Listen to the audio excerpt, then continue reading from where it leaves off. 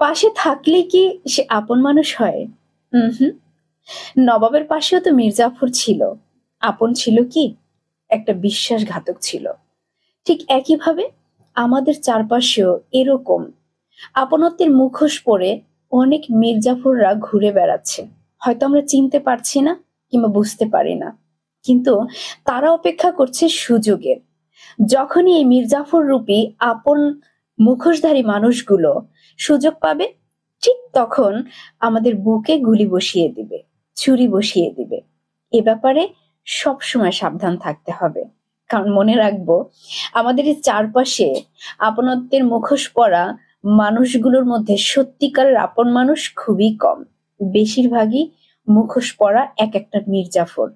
সুতরাং সেই মির্জাফর থেকে নিজেকে সাবধান রাখার জন্য সবসময় আমরা যেন সতর্ক থাকি।